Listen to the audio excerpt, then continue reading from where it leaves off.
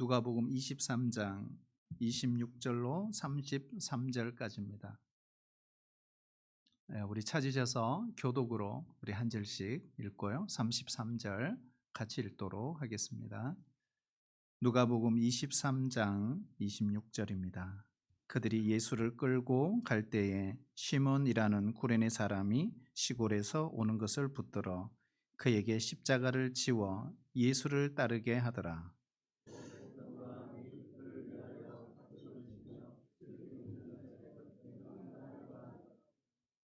예수께서 돌이켜 그들을 향하여 이르시되 예루살렘의 딸들아 나를 위하여 울지 말고 너희와 너희 자녀를 위하여 울라.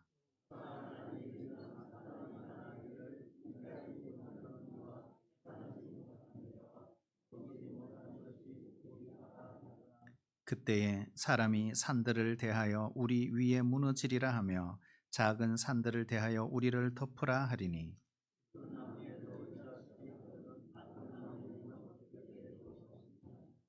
또 다른 두 행악자도 사형을 받게 되어 예수와 함께 끌려가니라. 해골이라는 곳에 이르러 거기서 예수를 십자가에 못 박고 두 행악자도 그렇게 하니 하나는 우편에 하나는 좌편에 있더라. 아멘. 한번 따라해 주실래요? 십자가 주변의 사람들. 사실 우리 사복음서를 읽어보면 십자가 주변에 많은 무리들이 있었고 또 많은 사람들이 있었어요. 그런데 복음서의 기자마다 어떤 특징을 두고 기록을 하고 있습니다. 누가복음은 그 의사였던 누가라는 사람이 리서치를 하면서 예수님 주변에 이런 사람들이 있었고 그때 예수님께서 그들에게 이렇게 말씀하셨다라고 이렇게 잘 기록을 하고 있습니다. 그래서 오늘 십자가 주변의 사람들 우리가 같이 보면서 종료주의 또 내일부터 고난 한 주간 주님을 묵상하면서 한 주간 믿음으로 살아내시기를 축복합니다. 모든 사람들은 반드시 해야 될 일과 해서는 안 된 일을 우리가 매일 선택하며 살아갑니다. 왜 그런가? 바로 도덕적, 윤리적, 그리고 신앙적 책임이 있기 때문에 그렇습니다. 우리 예수 믿는 사람들도 역시 해야 될 일과 해서는 안 되는 일을 구분해야 합니다. 꼭 해야 될 일이라면 싫어도 해야 합니다. 그것이 바로 우리 예수 믿는 사람의 살아가는 태도입니다. 하고 싶다고 해서 그렇다고 다 해서는 또 안 됩니다. 내가 하기 싫다고 해서 또 다 거절해서도 안 됩니다. 예를 들면 날씨가 너무 덥다고 옷을 훌러당 벗기면 본인은 시원하겠지만 다른 사람 보기 좀 그렇잖아요. 그래서 옷을 입어야 사람인 것입니다. 육교가 있는데 눈치를 보면서 큰 길을 가로질러 건너가서는 안 됩니다. 왜요? 우리가 지켜야 될 교통 법규가 있기 때문에 그렇습니다. 이처럼 우리가 믿음 생활도 그래요. 교회 생활도 마찬가지입니다. 내 마음대로 결정하고 내 마음대로 행동하는 것은 금물입니다. 싫어도 할 일이 있고 억지로라도 할 일이 있기 때문에 그렇습니다. 그러니까 오늘 본문에 보면 이 빌라도라는 사람이 예수님을 사형 판결을 내렸습니다. 그 결과 예수님은 십자가를 지시고 골고다 언덕으로 올라가셔서 십자가에 매달리신 장면이 오늘 소개되고 있습니다. 빌라도가 어떤 사람일까요? 이 사람은 당시 유대 나라를 식민지로 통치하던 파견된 로마의 총독이었습니다. 이 로마 총독으로서 빌라도가 잘못된 점, 오해, 오류 몇 가지를 한번 지적하고 보도록 하겠습니다. 이 마태복음에 보면 이 빌라도가 예수님을 최종 판결 사형 집행을 내리기 직전에 그 아내가 전날 밤 꿈을 꾸잖아요. 그리고 그 다음날 일어나서 자기 남편 빌라도에게 지난밤 꿈 이야기를 합니다. 죄가 없는 저 예수에게 무리한 재판을 하지 마세요. 그러나 빌라도는 그 이야기를 묵살합니다. 왜 그랬을까? 자신의 자존심 때문이었을까? 안 그러면 자신의 권위를 세우기 위해서 그럴까? 아니면 지금 웅성거리고 몰려와 있는 유대인의 환심을 사기 위해 그럴까? 여러 가지 이유는 생각할 수 있습니다. 우리도 보면 살아가면서 여러 가지 충고를 받습니다. 그리고 권면을 듣고 살아갑니다. 부모로부터, 때로는 어른들로부터, 때로는 친구들로부터, 믿음의 선배들로부터 충고를 듣습니다. 그러나 한쪽 귀로 듣고 한쪽 귀로 다 흘려버리는 것. 사실 이것이 우리 삶에 참 익숙합니다. 달콤한 이야기는 반색하지만 아픈 충고는 외면합니다. 그러다 보니 교회 안에서도 십자가가 빠지고 책망이 빠져버린 것. 듣기 좋은 이야기만 하는 것입니다. 편식이 몸에 해롭듯이 영적인 편식도 몸에 해로운 것입니다. 말씀을 듣는 것도 골고루 듣고 받아들일 줄 알아야 합니다. 야단도 받아들일 줄 알고 칭찬도 받아들일 줄 알아야 합니다. 그날 아침 빌라도는 이 아내의 충고를 받아들여서 정말 바른 판결을 내렸다면 역사의 기록이 완전히 달라졌을 것이라는 것. 이것뿐만 아니죠. 빌라도의 오류 또 한 가지가 있어요. 양심의 가책입니다. 예수님에게 사형 판결을 내리는 것이 옳지 않다는 걸 본인도 알았어요. 그런데 외면해 버렸어요. 우리의 양심과 하나님은 결코 우리는 외면할 수 없습니다. 양심의 소리를 외면하면 일생 고통 속에 살 것입니다. 하나님을 외면하면 그의 종말은 심판과 지옥입니다. 만일 그때 빌라도가 한번 생각해 봐요. 자신의 마음속에 들리는 그 양심의 소리를 외면하지 않았다면 그는 바른 자리에 서서 그의 삶이 달라질 수도 있었을 것입니다. 그리고 또 한 가지 오류가 있어요. 그게 뭐냐? 예수님이 사형 집행을 확정한 뒤에 나는 죄 없어 하면서 물을 또 오게 하고 거기다가 손을 씻었습니다. 예수님을 십자가에 못 박는 죄, 손 씻는 행위로 없어진다고 생각하는 거, 이 보통 문제가 아닙니다. 중세 천주교의 타락, 극에 달했을 때 그들이 면죄부를 판매합니다. 돈을 많이 가져오라는 거예요. 그러면 자신의 죄가 사해진다. 뿐만 아니라 가족의 죄까지 사해질 수 있다. 혹시 구원받지 못하고 죽은 가족 중에 연옥에 있다면 돈을 가져오면 천국으로 옮겨질 수 있다. 그러나 이 면죄부의 판매, 이 판매로 정말 죄를 씻을 수 있을까? 우리가 선을 행하고 나는 착하게 살았습니다. 나는 선하게 살았습니다. 나는 이 땅에 살면서 많은 업적을 쌓았습니다. 여러분 그걸로도 안 됩니다. 오직 나를 위해 십자가를 지신 예수님을 영접하고 그분을 믿음으로 죄사함 받아 구원받는 줄로 믿습니다. 이것이 기독교의 핵심 교리이지 않습니까? 의인을 죽이고 손을 씻는다고 죄가 없어지는 것이 아니란 사실을 빌라도는 알지 못했던 것입니다. 그리고 빌라도의 오류 또 한 가지가 있어요. 빌라도는 바로 이 군중의 소리, 다수의 소리에 굴복했습니다. 가능하면 우리가 복음서를 읽어보면 이 빌라도가 예수님을 석방하려고 합니다.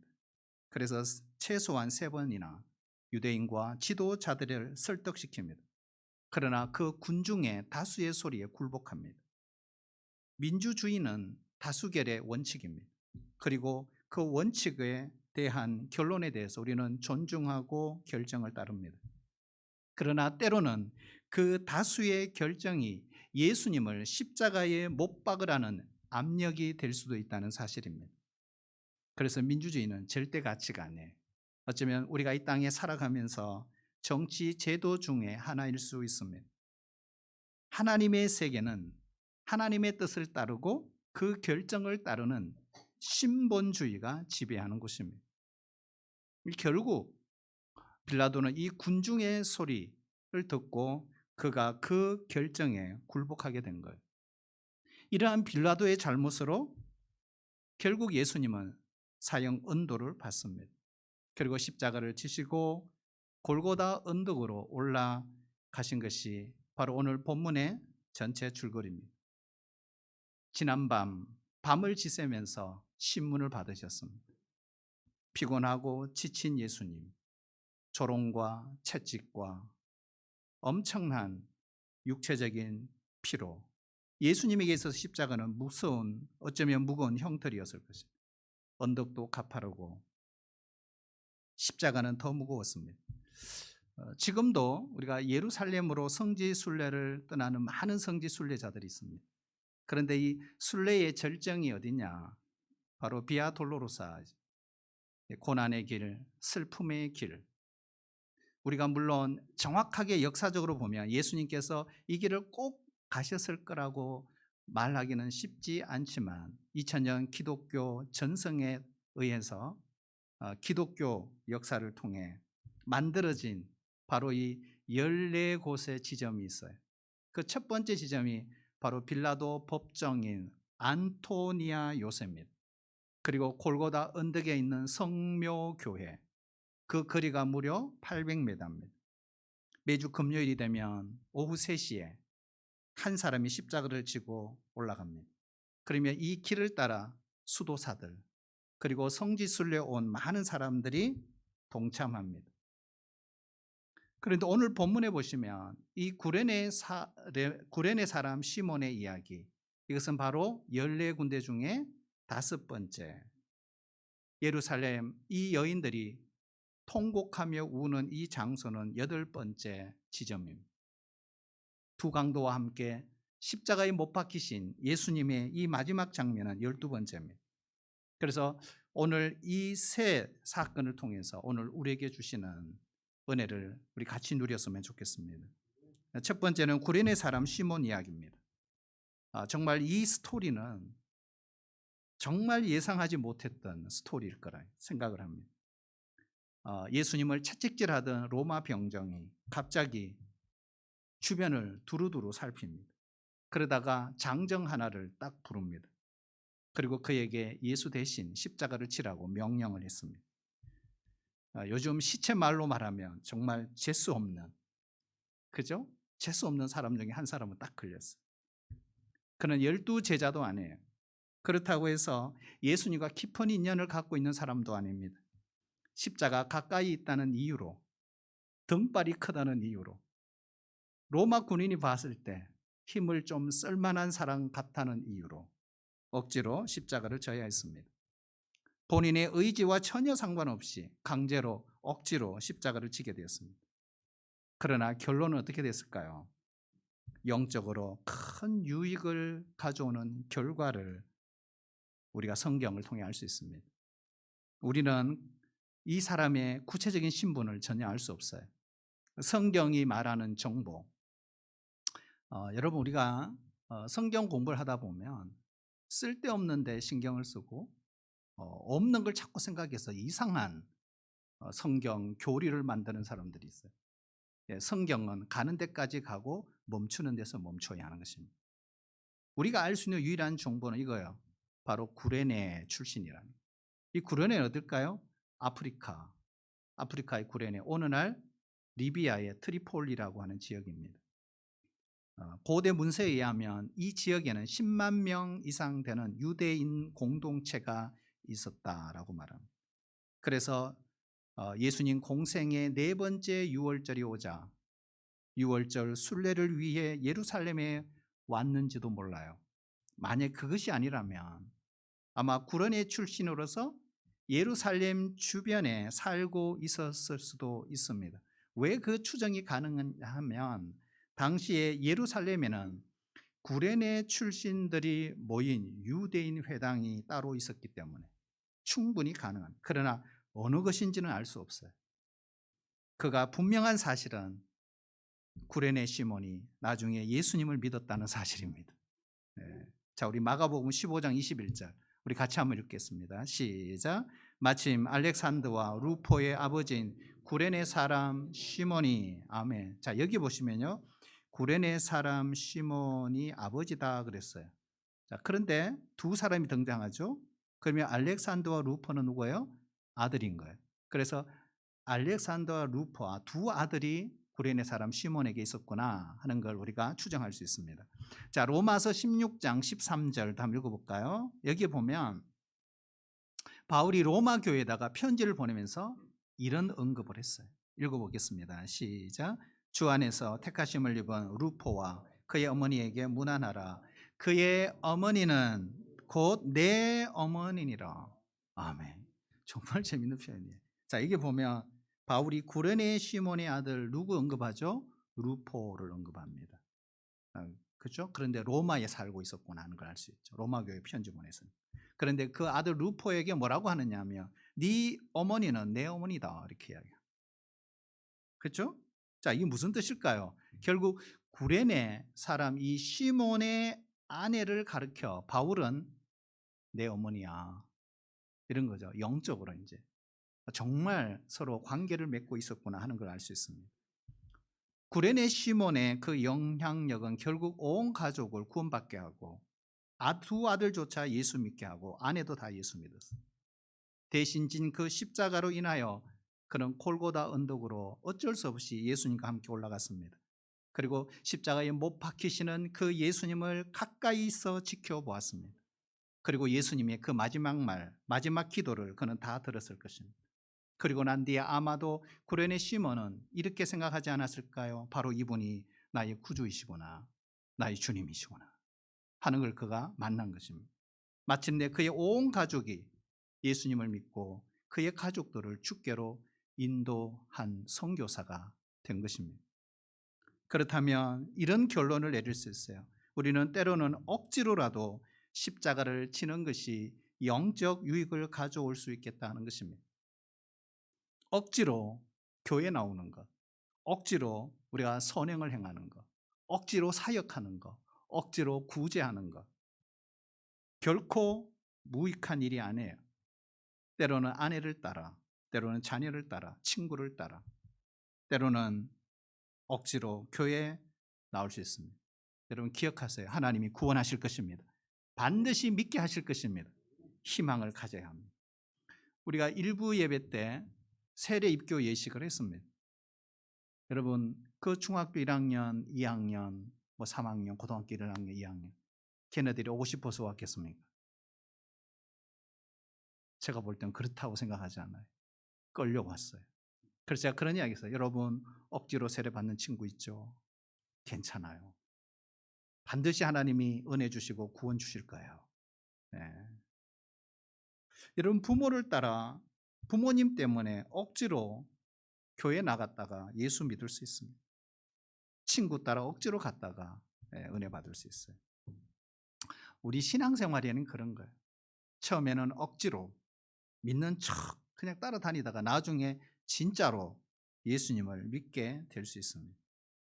만일 억지로라도 교회 나오셨습니까? 여러분 중단하지 마시고 계속 하십시오. 억지로. 그러나 단 한 가지 조건이 있어요. 찾고 구하고 두드리십시오. 그렇다면 억지로라도 여러분 십자가를 바라보십시오.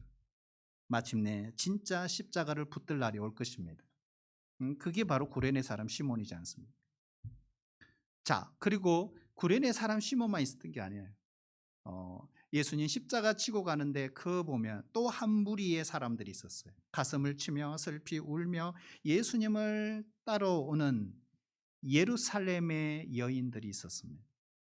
그들을 향해 예수님이 이렇게 말해요. 예루살렘의 딸들아, 나를 위하여 울지 말고 너희와 너희 자녀를 위하여 울라 그랬어요. 저는 이 여인들이 누굴까 생각을 해봤어요. 여러분 누굴까요? 이 여인들. 혹시 여러분 아시는 분 계세요? 전혀 모르겠어요. 우리는 알 수는 없어요. 그러나 추정은 가능합니다. 누굴까? 아마 예수님을 알고 있는 여인들이에요. 그리고 예수님과 정이 있는 여인들. 예수님을 섬겼고 예수님을 대접했고 늘 예수님과 함께 예수님을 따라다녔던 여인들. 여러분에게 질문할게요. 여러분 어때요? 예수님과 정이 있으신가요? 예수님과 가까우신가요? 안 그러면 너무 멋인가요? 여러분 예수님과 정이 있어야 합니다. 네, 정이 있어야 돼요. 그러니 통곡하며 십자가를 지러 골고다로 올라가시는 예수님을 보고 우셨던 겁니다. 그런데 중요한 것은 예수님은 그들을 향해 뭐라고 합니까? 나를 위해 울지 말라. 너희와 너희 자녀들이 앞으로 당할 일 때문에 울어라. 그렇게 말합니다. 머지않아 예루살렘에 심판의 날이 올 것이다. 그것이 바로 29절 30절이에요. 보라 날이 이르면, 보라 날이 이르면. 이것은 어떤 메시지죠? 구약의 선지자들의 메시지입니다. 그날이 오면, 그날이 오면, 그날이 오면 망한다. 구약의 선지자들의 이야기죠. 그런데 지금 예수님이 이 선포를 하고 있는 거예요. 말하자면 망한다 이 이야기를 그날이 오면, 그날이 오면, 그날이 오면 선지자로서 선포하고 계십니다. 그러면서 30절에 보면 그때에 사람이 산들을 대하여 우리 위에 무너지리라 하며 작은 산들을 대하여 우리를 덮으라 하리라. 이거 뭘까요? 가깝게 다가오는 심판에 대한 두려움을 이렇게 묘사를 한 것입니다. 이 예언적 메시지는 문자 그대로 실현이 되었습니다. 그것이 바로 AD 70년 유대 전쟁이죠. 돌 하나 돌 위에 하나도 얹히지 않는 심판이 진짜 왔어요. 이미 예수님은 누가복음 19장에 보면 예루살렘 성을 보시며 가까이 오사 우시며, 예수님이 우셨다 그랬어요. 성을 보고 멸망을 바라보시고 우셨다. 우리가 성경을 읽다 보면 성경의 모든 심판에 가장 중요한 기준이 있어요. 그것은 바로 믿음이에요. 믿음. 심판의 날에는 성공했냐 출세했냐 의미가 없어요. 예수님을 구주로 믿었냐만 중요할 뿐입니다. 자, 우리 요한복음 볼까요? 진짜요? 진짜요. 요한복음 3장 17, 18절 2절 우리가 꼭 기억하셔야 돼요. 우리 같이 한번 읽겠습니다. 시작. 하나님이 세상을 심판하려 하심이 아니요 그로 말미암아 세상이 구원을 받게 하려 하심이라. 그를 믿는 자는 심판을 받지 아니하는 것이요 믿지 아니하는 자는 하나님의 독생자의 이름을 믿지 아니하므로 벌써 심판을 받은 것이니라. 아멘. 자, 그러면 질문해야 돼요. 심판은 무엇에 의해 결정이 되는가? 심판의 유무 무엇에 의해 결정이 된다? 믿느냐 믿지 않느냐. 그렇죠? 이게 결정한다.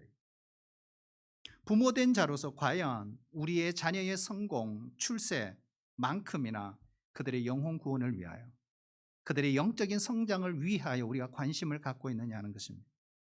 그렇지 않다면 오늘 예수님 말씀처럼 자녀들을 위하여 우는 일부터 하셔야 합니다. 자녀들을 위한 부모의 눈물, 이것은 우리 자녀들에게 소망이 될 것입니다. 우리가 잘 아는 모니카라는 여인이 있어요. 그 아들이 누구죠? 어거스틴이에요. 얼마나 말썽꾸러기인지 몰라요. 뭐 사생아도 낳고. 그러니까 이 어거스틴이 방황하는 중에도 모니카는 기도의 끈을 놓지 않았습니다. 그런데 어느 날 그가 정말 존경하는 성직자 한 사람이 있었어요. 암브루시우스. 그런데 암브루시우스가 이 모니카를 만나 상담을 하면서 이렇게 말했습니다. 눈물로 기도하는 자는 결코 망하지 않습니다. 그러니까 이 말 한마디가 그녀를 살린 거예요. 그리고 그는 굳게 믿었습니다. 그리고 기도했습니다. 어떻게 됐을까요? 결국 어거스틴이 주님께 돌아왔어요. 그리고 하나님 나라를 위한 일꾼이 되었고 2000년 기독교 역사에 큰 획을 긋습니다. 자녀에게 핸드폰으로 우리가 열심히 연락을 합니다. 하지만 기도는 안 하는 부모들이 많아요. 그렇게 아끼는 자녀라면 우리가 오늘부터라도 중보하셔야 합니다. 나는 자녀를 위해서 얼마나 중보기도 하고 있는가. 오늘 예수님이 마지막 십자가를 지고 가시는 그 길에서조차도 우리에게 부탁하면서 남긴 말이 너희와 너희 자녀를 위하여 울라라는 것입니다. 우리 자녀들의 새날, 여러분 누구에게 달려있다? 부모에게 달려있어요. 여러분 엎드리시기를 축복합니다. 기도하십시오. 우십시오. 지금이야말로 눈물로 기도할 때입니다. 자, 예수님께서 십자가에 달리셨습니다. 그런데 양쪽에 두 강도가 같이 달렸어요. 야, 참 이게 여러분 신기하지 않습니까? 그러니까 하나하나가 말씀이에요. 하나하나가 메시지입니다. 그러니까 말만 말씀이 아니다. 그 형상 자체, 상징 자체가 다 말씀이라. 그렇다면 이 두 강도 이야기는 우리에게 뭘 주느냐? 그냥 달렸어. 이게 아니라는 거예요. 두 강도 이야기는 결국 십자가를 바라보는 두 종류의 사람을 가르친다. 구원받은 죄인과 구원받지 못한 죄인의 이야기가 두 강도 이야기입니다. 이 두 강도 못지않게 우리도 사실은 하나님의 법을 늘 깨트리며 살아가는 죄인에 불과한 것입니다. 로마서 3장 10절에 의인은 없나니 하나도 없으며, 로마서 3장 23절 모든 사람이 죄를 범하였으니, 야고보서 2장 10절 누구든지 온 율법을 지키고도 그 하나를 범하면 모두 범한 자가 되느니라. 요한일서 3장 15절 그 형제를 미워하는 자마다 살인하는 자니. 자, 그렇다면 이 말씀에 의지하면 우리도 예수님과 함께 십자가에 달린 두 행악자, 두 강도보다 나을 것이 있다 없다? 없어요. 하나도 없어요. 그런데 그 중에 한 강도가 구원받았어요. 왜요?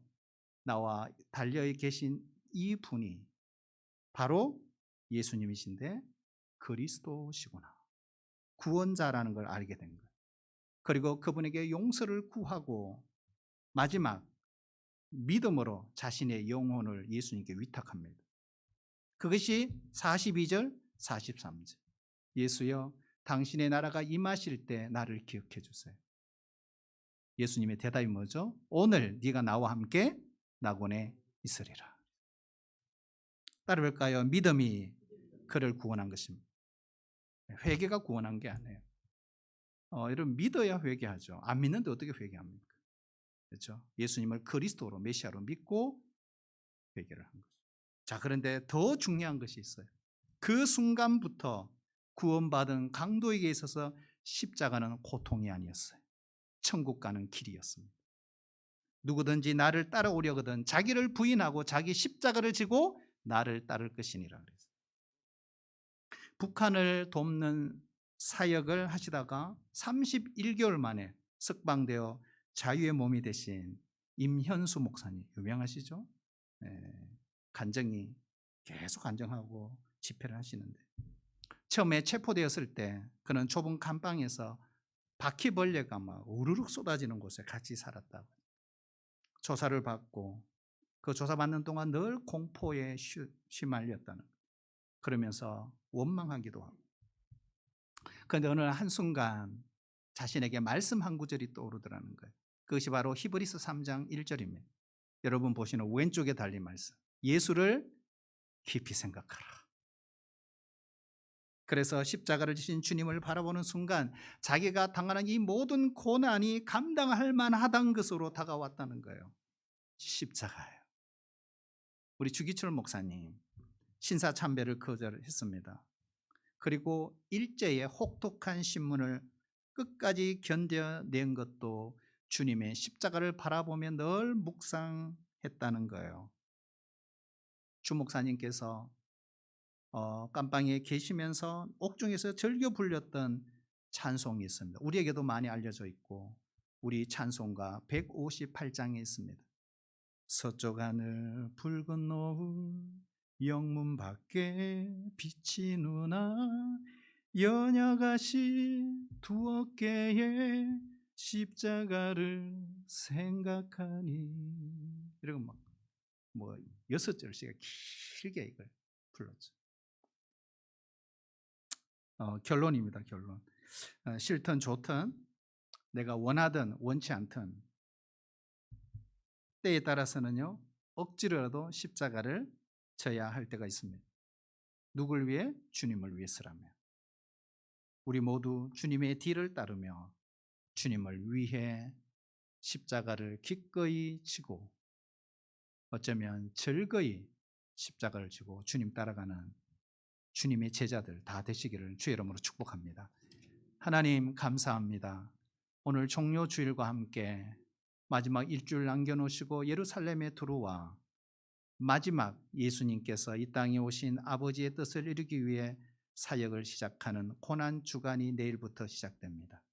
아버지 하나님, 우리들도 예수님을 따라 힘들고 때로는 어렵지만 나도 십자가 지고 주님을 따라가는 주님의 제자 되기를 원합니다. 예수님의 이름으로 기도합나이다. 아멘.